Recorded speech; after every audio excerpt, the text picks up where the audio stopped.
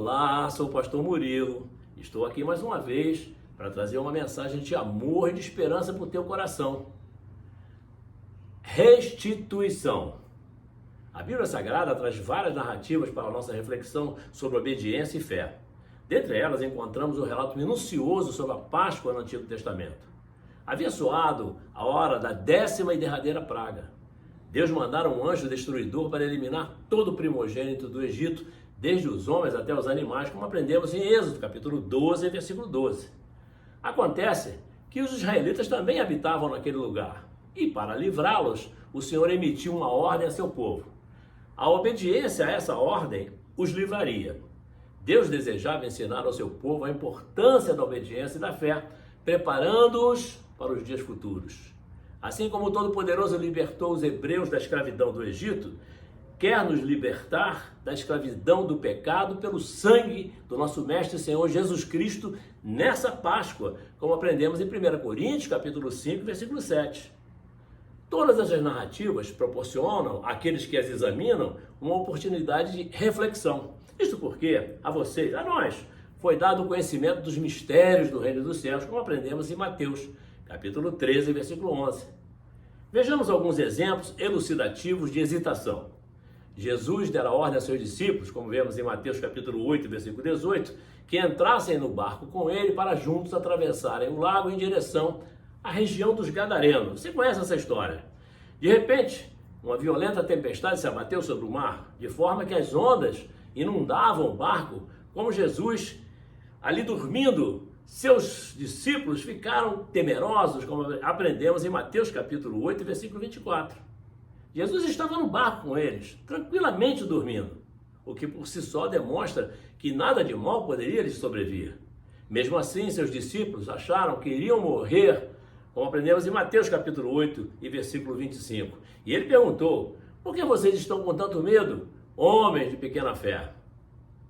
Em outra narrativa, em João capítulo 11, a Bíblia apresenta o milagre da ressurreição de Lázaro.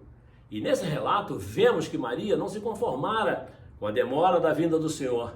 E se prostrando aos seus pés disse: Senhor, se estivesses aqui, meu irmão não teria morrido. Jesus foi impactado por aquelas palavras daquela mulher.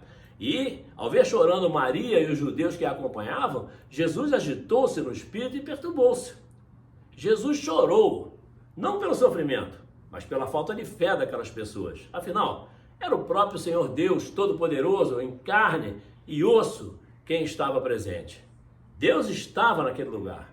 Foi ao sepulcro e mandou que retirasse a pedra colocada à entrada. Mas Marta, a outra irmã do morto, disse: Senhor, ele já cheira mal, pois já faz 4 dias.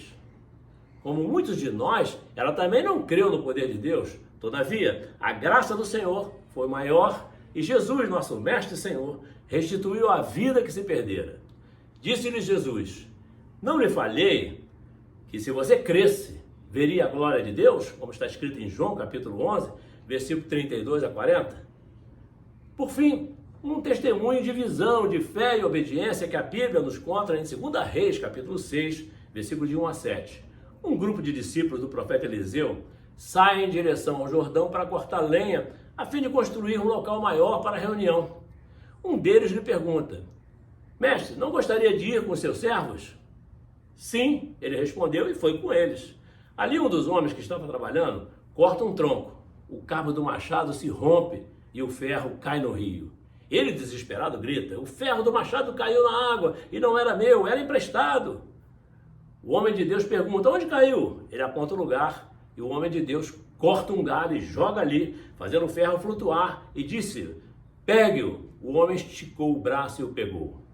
Meu querido, minha querida, todo e qualquer projeto no qual você se envolver, convide o Senhor para estar com você. Eliseu era uma representação da presença de Deus. Convide o Senhor para fazer parte da sua vida, dos seus projetos, do seu crescimento. Leve o Senhor com você, porque sua principal ferramenta de trabalho não é sua, é emprestada por Deus a você. E se você perdeu a sua principal ferramenta de trabalho, a sua principal fonte de recursos escapou das suas mãos, não se desespere, clame. Você convidou o Senhor para caminhar com você, lembra? Você o convidou, fale com ele. E ele vai perguntar: Onde foi que você perdeu? Me aponte o lugar. Às vezes, para recuperarmos nossa força, nossa capacidade, nossos talentos, precisamos confessar ao nosso Mestre Jesus onde foi que os perdemos, em que dia, em que hora, em que local. E quando apontarmos o lugar onde perdemos, então o Senhor fará milagres. Nosso Mestre fará flutuar novamente a sua principal ferramenta de trabalho. A sua principal fonte de recursos, Ele lhe dará de volta e você poderá terminar com sucesso o seu projeto.